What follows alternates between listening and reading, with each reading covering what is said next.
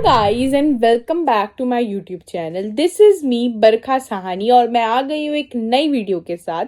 तो आज इस वीडियो में मैं आपको बताने वाली हूँ last 30 days strategy for class 12th economics. और ये एक ऐसी स्ट्रेटजी होने वाली है, अगर आपने अभी तक कुछ नहीं पढ़ा तो आप इस स्ट्रेटजी के थ्रू पढ़ाई कर सकते हो। थोड़ा बहुत पढ़ा है तो भी इस स्ट्रेटजी के थ्रू आप पढ़ाई कर सकते हो, और अगर आपको रिवीजन करना है तो आप इस स्ट्रेटजी के थ्रू रिवीजन भी कर सकते हो। तो पूरा फुल पैकेज की वीडियो होने वाली है हर टाइप के स्टूडेंट्स के लिए कि लास्ट 30 डेज में आपको किस तरीके से इकोनॉमिक्स को लेके चलना है, कैसे अपने सिलेबस को कंप्लीट करना है, और हर चैप्टर को कितने डेज देने हैं, उन दिनों के अंदर क्या करना है, चैप्टर के अंदर क्या इंपॉर्टेंट टॉपिक्स हैं हर चैप्टर की, सब कुछ आपको इस वीडियो में मैं बताने वाली हूँ। तो इस वीडियो को पूरा ध्यान से सुनना और मेरे चैनल को सब्सक्राइब कर लो ऐसी यूजफुल वीडियोस के लिए। बुक्स है हमारी Indian eco and macro economics. तो पहले मैक्रो इकोनॉमिक्स की बात करते हैं।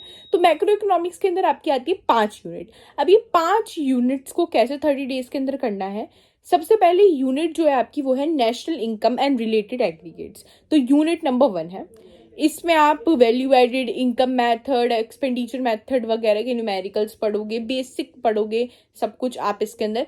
तो ये जो चैप्टर नंबर 1 है आपका मैक्रो इकोनॉमिक्स का, इसके लिए मैं आपको दूंगी 6 डेज। तो 6 डेज के अंदर आपको पूरी यूनिट नेशनल इनकम की खत्म कर देनी है। मतलब मैक्सिमम 6 डेज लगाने हैं आपको चैप्टर के अंदर। अब वो कैसे भी लगाओ कि आप पहले दिन थोड़ा पढ़ लिया, दूसरे दिन थोड़ा नेशनल इनकम कर लिया, ऐसे ऐसे करके 6 डेज के अंदर जो है national income and related aggregates आपको खत्म करनी है।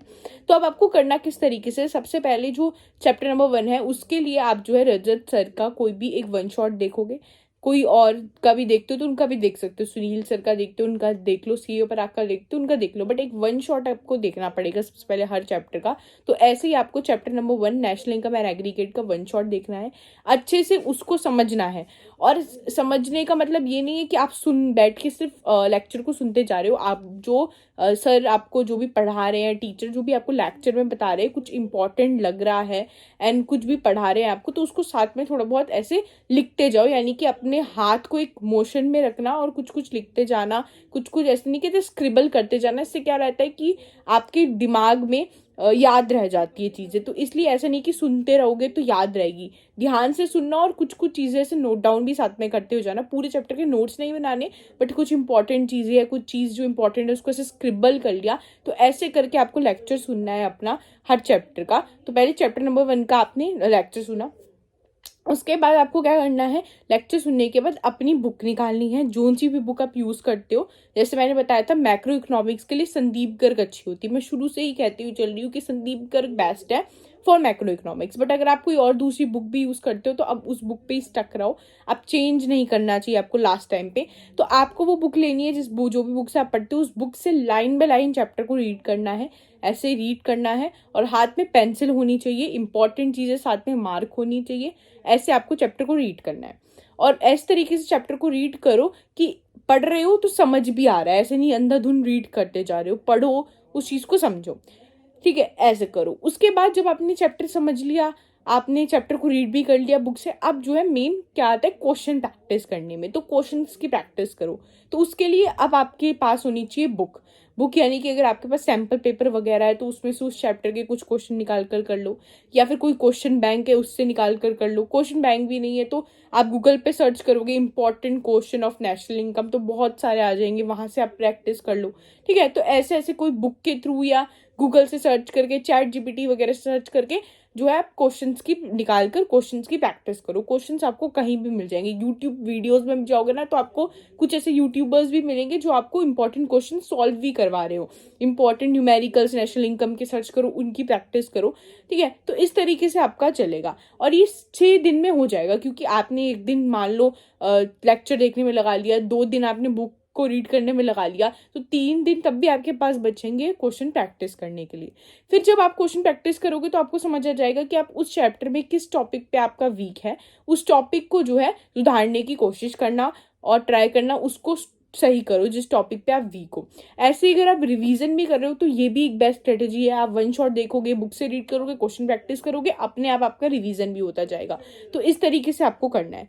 देन उसके बाद नेक्स्ट आपकी यूनिट आती है that is money and banking. तो मनी एंड बैंकिंग जो है आपको 3 दिन के अंदर कंप्लीट कर देनी है। ये छोटी यूनिट है तो इसके लिए 6 दिन वेस्ट करना बेकार है। 7 दिन आराम से, इसको 3 दिन में आप कंप्लीट कर सकते हो। मनी एक छोटा चैप्टर है, बैंकिंग एक छोटा चैप्टर है, बहुत ईजिली हो जाएगा। और एक दिन में आप चैप्टर वन शॉट देख लोगे और अगले दिन आप चैप्टर को रीड कर सकते हो बुक से, एंड तीसरे दिन आप क्वेश्चन प्रैक्टिस कर सकते हो। देन उसके बाद हम बात करते हैं unit number 3, that is aggregate demand and aggregate supply वाली जो यूनिट है पूरी, ADAS वाली यूनिट आप जिसको कहते हो। तो उस यूनिट के लिए मैं आपको ज़्यादा दिन दे रही हूँ बिकॉज वो यूनिट आती है बड़ी और उसको थोड़ा समझने में टाइम लग जाता है, क्योंकि थोड़ी कॉन्सेप्चुअल क्लैरिटी आपको उस यूनिट के अंदर चाहिए। तो उस यूनिट के लिए मैंने आपको पूरे 8 दिन दे दिए। ठीक है, 6 से कितने दिन दे दिए मैंने, 8 दिन दे दिए। ठीक है, थोड़े ज़्यादा दिन दे दिए ताकि आप अच्छे से प्रिपेयर कर सको इस यूनिट को। हर चैप्टर को, इस यूनिट के अंदर जितने भी चैप्टर्स हैं उनकी वन शॉट देखना, अच्छे से समझना, बुक से चैप्टर्स को रीड करना, जो भी कर्व्स वर्ब्स इस चैप्टर में है वो अच्छे से बनाना, टेबल वगैरह आपको आनी चाहिए, ADAS अप्रोच, SI अप्रोच, सब कुछ अच्छे से करके जाना है इस चैप्टर में। देन उसके बाद आपको जो है government budget and the economy वाला चैप्टर है, तो उसके लिए भी मैंने आपको जो है अच्छे खासे दिन दे दिए। 19 डेट से लेकर 24th डे तक आपको मैंने गवर्नमेंट बजट करने के लिए दे दिया है। तो आपको मैं साइड में लगा भी दूंगी, तो ऐसे जो बन रहा है ना उससे आपको पता लग जाएगा ब्लू वाले से कि इतना दिन आपको इस यूनिट के लिए अलॉट हुआ है। तो ऐसे ही आपको गवर्नमेंट बजट इकोनॉमी करनी है, वन शॉट देखना है, बुक से रीड करना है, क्वेश्चन को प्रैक्टिस करना है। देन फिर उसके बाद 25 तारीख से 30 तारीख तक, यानी कि 25 से 30 डेज के बीच में जो दिन होंगे, ये 5 दिन, इसके अंदर आपको बैलेंस ऑफ पेमेंट वाली यूनिट करनी है। तो ऐसे आप करोगे तो आपकी पूरी मैक्रो इकोनॉमिक्स जो है वो खत्म हो जाएगी। तो इस तरीके से आपको मैक्रो इकोनॉमिक्स को पूरा कंप्लीट करना है। आपको इंपॉर्टेंट टॉपिक्स बता देती हूँ। जैसे जो मैक्रो इकोनॉमिक्स है उसमें यूनिट 1 है national income and related aggregates. इसमें जो है तीनों मेथड से किसी एक मेथड के ऊपर जो है न्यूमेरिकल आता ही आता है, चाहे वो इनकम है, एक्सपेंडिचर है, वैल्यू एडिड है। बट ज़्यादातर अगर देखा है मैंने तो इनकम मेथड पे आता है, तो इनकम मेथड पे थोड़ा ज़्यादा ध्यान देना। मनी एंड बैंकिंग की अगर मैं बात करती हूँ तो इसमें आपका कि किस किस तरीके से मनी सप्लाई कंट्रोल हो सकता है, bank rate, repo rate, open market securities, ये टॉपिक बहुत इंपॉर्टेंट है। ठीक है, ADAS एक पूरी इंपॉर्टेंट यूनिट है, इसको तो अच्छे से करके जाना। डेफिशिट डिमांड और वाला जो चैप्टर है इस यूनिट के अंदर, एक्सेस डिमांड, डेफिशिट डिमांड, उससे ना स्टेटमेंट बेस्ड थोड़े घुमा के क्वेश्चन आ जाते हैं। पिछले साल भी आया था, तो थोड़ा ना घुमा के क्वेश्चन आ जाते हैं उस चैप्टर से, ADAS वाले से। थोड़ी कॉन्सेप्ट पे ध्यान देना है इसमें। गवर्नमेंट बजट वाला जो है उसमें गवर्नमेंट बजट के ऑब्जेक्टिव्स, जो शुरू में सबसे पहले इस चैप्टर में एक टॉपिक है ऑब्जेक्टिव्स ऑफ गवर्नमेंट बजट, वो बहुत इंपॉर्टेंट टॉपिक है, उससे लिख के ले लो। इस साल भी एक बोर्ड में क्वेश्चन आने वाला है, मैं आपको बता रही हूँ। तो उसके गवर्नमेंट बजट के सारे ऑब्जेक्टिव अच्छे से पढ़ लेना, क्योंकि एक ऑब्जेक्टिव पे क्वेश्चन आता है, या फिर सारे ऑब्जेक्टिव पूछ लेगा आपसे कि कोई ऑब्जेक्टिव एक्सप्लेन कर दो गवर्नमेंट बजट की, या फिर सारे ऑब्जेक्टिव में से एक ऑब्जेक्टिव उठाएगा, उससे एक क्वेश्चन बना देगा। देन उसके बाद BOP में जो है आपका अकोमोडेटिव एंड ऑटोनॉमस ट्रांजेक्शन वाली जो टॉपिक है वो इंपॉर्टेंट है आपका। तो BOP में डीवैल्यूएशन, डेप्रिसिएशन, इन सब के मीनिंग आपको पता होने चाहिए, तो ये अच्छे से पढ़ कर जाना। अब आपके ऐसे ये पूरे मैक्रो इकोनॉमिक्स का मैंने आपको बता दिया। देन अब आते हैं हम इंडियन इकोनॉमी के अंदर। तो देखो, इंडियन इकोनॉमी के अंदर जो मैंने बुक यूज़ करी थी पिछले साल वो ये थी, that is TR Jain and VK ओरी की। तो TR जैन और VK ओरी की बुक मैंने यूज़ करी थी, तो मैंने इस साल भी बोला था आप ये वाली बुक यूज़ कर सकते हो। अब आपके स्कूल में मे भी दूसरी लगी हो तो आपने शायद दूसरी यूज़ करी हो, बट इस बुक के अकॉर्डिंग जो टोटल नंबर ऑफ चैप्टर है आपके इंडियन इकोनॉमी के अंदर वो चैप्टर 9 है, मतलब 9 चैप्टर आपको इसके अंदर करने हैं। अब इसमें इसके अकॉर्डिंग 9 चैप्टर्स हैं, तो उस 9 चैप्टर्स के हिसाब से मैंने आपको डिस्ट्रीब्यूट कर दिए कि किस किस दिन कौन से चैप्टर्स आपको करने हैं। तो अभी जो 9 चैप्टर्स कौन से हैं उसका मैं ऐसे स्क्रीनशॉट यहाँ पे लगा दूंगी कि आपको पता लग जाए। अगर आपकी कोई दूसरी बुक भी है तो आप टॉपिक से मैच कर लेना कि ये वाला टॉपिक मुझे इस दिन करना है, ये वाला टॉपिक मुझे इस दिन करना है। ठीक है, तो अब हम बात करते हैं इंडियन इकोनॉमी में। तो इंडियन इकोनॉमी में सबसे पहला जो चैप्टर है वो आपका Indian economy on the eve of independence, that is chapter number 1। Chapter number 1 के लिए मैंने आपको दिए हैं 3 दिन, 1 to 3, यानी कि 3 दिन मैंने आपको दिए हैं Indian economy on the eve of independence. तो इसके अंदर जो आपका इंपॉर्टेंट टॉपिक है Indian economy on the eve of independence के अंदर वो ये है कि जो ब्रिटिशर्स जब इंडिया के अंदर आए तो फॉरेन ट्रेड पे क्या इम्पैक्ट पड़ा, या फिर इंडस्ट्रियल सेक्टर पे क्या इम्पैक्ट पड़ा, ये चीज़ें आपको पता होनी चाहिए। तो ये इम्पॉर्टेंट है। और एक और टॉपिक इसमें इम्पॉर्टेंट है कि जब ब्रिटिशर्स इंडिया के अंदर आए तो उसके ऊपर क्या पॉजिटिव इम्पैक्ट पड़े। देखो, जो ब्रिटिशर्स इंडिया में आए थे वो कुछ अच्छा करने के लिए नहीं आए थे, बट कुछ गंदा करते करते, नेगेटिव करते करते ही वो कुछ अच्छी चीज़ भी कर गए। तो वो पॉजिटिव इम्पैक्ट क्या पड़े वो पॉइंट्स भी आपको एक्सप्लेन करने आने चाहिए, वो चीज़ पता होनी चाहिए। ये टॉपिक जो मैं आपको बता रही हूँ ध्यान रखना। देन चैप्टर नंबर 2 है, इसके अकॉर्डिंग आपका common goals of 5 year plan. बहुत छोटा चैप्टर है आपका, इसके अंदर कुछ गोल्स है, common goals of 5 year plan, वो बस आपको पढ़ने हैं। तो ये 2 दिन में आप आसानी से कर सकते हो। और इसके अंदर जो आपके गोल्स हैं, मॉडर्नाइजेशन, इक्विटी, जीडीपी ग्रोथ, ये वाले जो गोल्स हैं इनको आपको पता होना चाहिए कि इनका क्या मतलब है। क्योंकि क्या होता है कि पेपर में एक गोल आपसे पूछ लिया जाएगा कि जीडीपी ग्रोथ को एक्सप्लेन कर दो, सेल्फ सफिशिएंसी को एक्सप्लेन कर दो, या मॉडर्नाइजेशन को एक्सप्लेन कर दो। तो कंटेंट आपके पास होना चाहिए, तो इन गोल्स को अच्छे से पढ़ लेना। देन उसके बाद आता है चैप्टर नंबर 3 पे आते हैं। तो चैप्टर 3 है इंडियन इकोनॉमी 1950 टू 1990। तो इस चैप्टर में आपके लिए सबसे पहले इंपॉर्टेंट टॉपिक आता है, that is limitations of green revolution. तो ग्रीन रेवोल्यूशन की क्या क्या लिमिटेशंस थी वो हमें आपको एक्सप्लेन करनी है कि क्या क्या कमी ग्रीन रेवोल्यूशन में रह गई थी।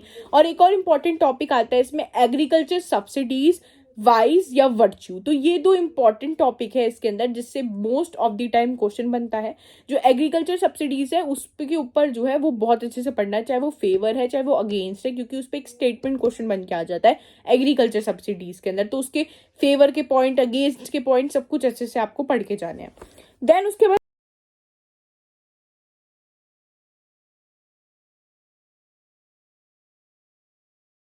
हमारा आता है human capital formation in India. तो इसके अंदर आपके क्या क्या सोर्सेज है ह्यूमन कैपिटल फॉर्मेशन के, वो आपको पता होना चाहिए कि एजुकेशन में इन्वेस्ट करना, हेल्थ केयर सर्विसेज में इन्वेस्ट करना। तो ये सब सोर्सेज है ह्यूमन कैपिटल फॉर्मेशन के, तो ये इंपॉर्टेंट है। रूरल डेवलपमेंट, उसके लिए भी मैंने आपको 4 दिन दे दिए, 4 दिन में हो जाएगा। तो उसके अंदर जो रूरल डेवलपमेंट है की बात करें तो उसके अंदर जो इंपॉर्टेंट टॉपिक है आपका, एक तो है आपका ऑर्गेनिक फार्मिंग। तो ऑर्गेनिक फार्मिंग के क्या मेरिट्स है, क्या डीमेरिट्स है, ऑर्गेनिक फार्मिंग क्या होती है, ये आपको अच्छे से पता होना चाहिए। नेक्स्ट चीज़ जो आपको पता होनी चाहिए वो ये है कि एग्रीकल्चर मार्केटिंग क्या है, और किस किस तरीके से मार्केट सिस्टम को आप इम्प्रूव कर सकते हो। यानी मतलब मार्केटिंग सिस्टम को इम्प्रूव करने के लिए गवर्नमेंट ने क्या क्या मेजर्स को इंट्रोड्यूस किया है। जैसे उसके अंदर आप पढ़ोगे रेगुलेटेड मार्केट्स हैं, कोऑपरेटिव एग्रीकल्चर मार्केटिंग स्कीम्स वगैरह गवर्नमेंट ने लॉन्च करी है। तो ये दोनों important topic, agriculture marketing and organic farming rural development के अंदर। उसके बाद चैप्टर 6 हो गया आपका। दिन बात करते हैं चैप्टर नंबर 7 की। तो चैप्टर नंबर 7 है एम्प्लॉयमेंट।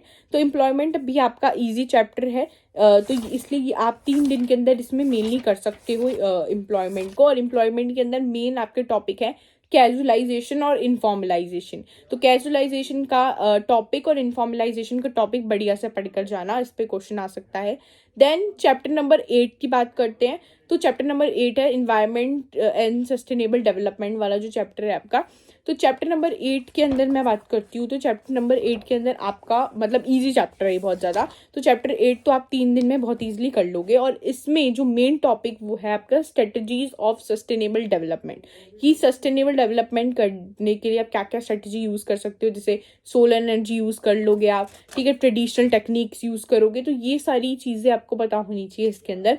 तो चैप्टर 8 से यानी कि इन्वायरमेंट एंड सस्टेनेबल डेवलपमेंट से आपका क्या इंपॉर्टेंट टॉपिक है, strategies of sustainable development. Then chapter number 9 से अगर मैं बात करूँ तो इसके लिए मैंने आपको 4 दिन दिए हैं, 27, 28, 29, 30। और इसके अंदर मेन जो इंपॉर्टेंट है वो है डेवलपमेंट पाथ ऑफ चाइना, कि चाइना ने कैसे डेवलपमेंट किया। क्योंकि जो इंडिया है उसका आप पढ़ते ही आ रहे हो, और पाकिस्तान और इंडिया का जो डेवलपमेंट प्लान है वो सेम है। मेन जो अलग जाता है वो जाता है चाइना का। तो चाइना का बहुत इंपॉर्टेंट है, चाइना वाले पे ही क्वेश्चन आते हैं। ये मैंने आपको इंपॉर्टेंट टॉपिक्स बता दिए एंड मैंने पर चैप्टर बता दिए कितने डेज अलॉट करने हैं। अगर आपकी यही बुक है तो आप सेम ये प्लान फॉलो कर लो। एंड आपकी कोई डिफरेंट बुक है, उसमें मे बी चैप्टर का नाम अलग हो या चैप्टर का अलग हो, तो आप उसमें क्या करना, टॉपिक से मैच कर लेना कि हाँ ये वाला टॉपिक इसमें आता है। उस हिसाब से आप देख लेना कि अगर इंडियन इकोनॉमी है वो आपका कौन सा चैप्टर नंबर है ना। आप ऐसे देख लेना कि चैप्टर कॉमन गोल्स मेरा कौन सा चैप्टर है, उस हिसाब से आप अपने डेज को अलॉट करके इंडियन इकोनॉमी को फिनिश कर देना। तो इस तरीके से आपको करना है। अपना कुछ चीज़ आपको याद रखनी है, दैट इज इकोनॉमिक्स के अंदर पहली बात तो ये है कि कॉन्सेप्ट पे ध्यान देना है। इंडियन इकोनॉमी के अंदर स्टोरी लाइन करके चैप्टर को पढ़ना है। और थर्ड चीज़ कि आपको प्रैक्टिस करना बहुत ज़रूरी है इकोनॉमिक्स के अंदर। तो क्वेश्चन को प्रैक्टिस करना और ट्राई करना कि लिख के कुछ क्वेश्चंस प्रैक्टिस करो, बिकॉज इकोनॉमिक्स के अंदर मार्क्स कट हो जाते हैं। तो लिख के प्रैक्टिस करना, ठीक है। तो इस तरीके से आपको पढ़नी है। तो आज की वीडियो में बस इतना ही। अगर आपको ये वीडियो पसंद आई तो प्लीज़ इस वीडियो को लाइक कर देना, मेरे चैनल को सब्सक्राइब कर देना। Thank you so much.